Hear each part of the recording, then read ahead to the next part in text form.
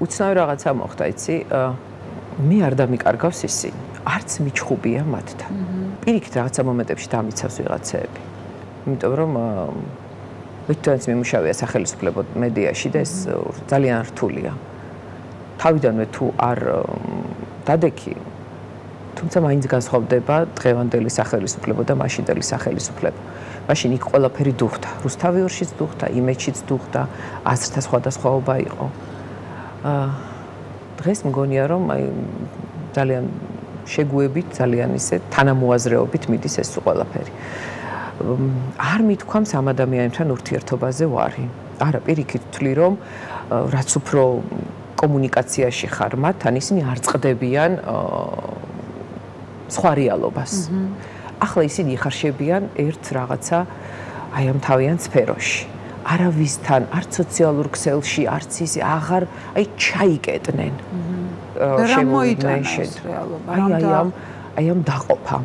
ეს შეგნებულად მოხდა? რა თქმა უნდა შეგნებულად მოხდა და მოხდა რა თქმა უნდა ისე ვერტიკალიდან. მე არა ვარ იმ კატეგორიის ადამიანი, რომელსაც აზრის გამოთქმის დროს ჭირდება ან ბილწი სიტყვები, ან რაღაცა უხეში მიმართვა, ან რაღაცა ამდაგვარი. შემიძლია ადამიანს ჩებებურად გავაგებინო, რაც არ მომწონს, შემიძლია ისე დავწერო, რომ ხო და არასოდეს არ მქონია ეს მომენტი, რომ ჩვენ ასე ხელჩართულად ან გვიჩხუბია, ან გაგვირკვევია რაღაცა, ან მტყუარი ხარ, მართალი ხარ, არა, საუბრობდით ხოლმე, ხო? უცებ ეს ადამიანები გაქრნენ და დაიკარგნენ. კომუნიკაცია არ გიშვიათ? აი, ჩემთვის ძალიან მნიშვნელოვანი იყო, აი და ძალიან მკივნეული იყო, როდესაც ადამიანი უკვდება ვიღაც, ხო? ტერიც მიდის, მოწინააღმდეგეც მიდის, ხო? სამძიმარზე.